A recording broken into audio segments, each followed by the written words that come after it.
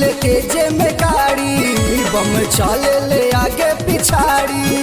ए बम तन धीरे हाथी, काहे हाथी ले तेजे में गाड़ी, बम चले ले आगे पिछाड़ी। गांजा पी पी के मन भकुआए हैं, कुछ समझ नहीं आता है।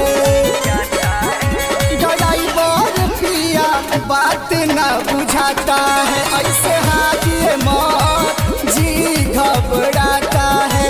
ड्राइवर पिया बात न बुझाता है।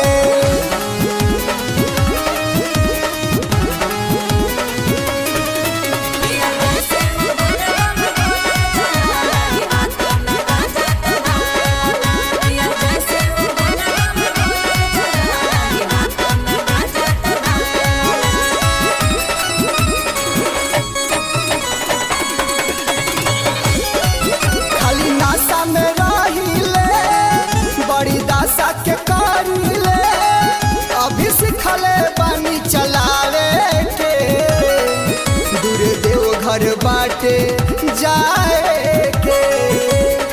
अभी तो स्टीयरिंग पकड़े के लूर भइल बा।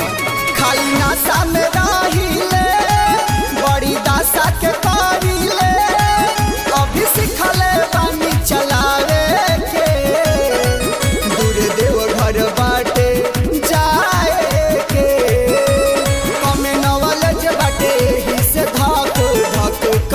करता है।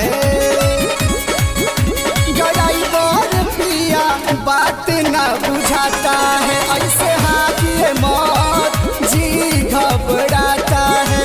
ड्राइवर सैया बात न बुझाता है।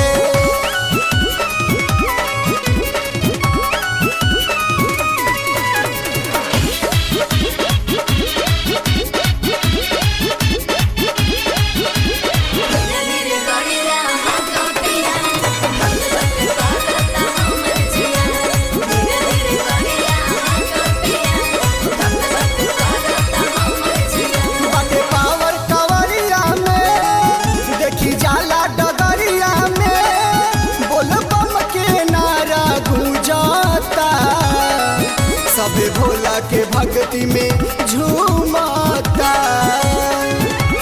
तनी बचाइए के हाथ और करी ना।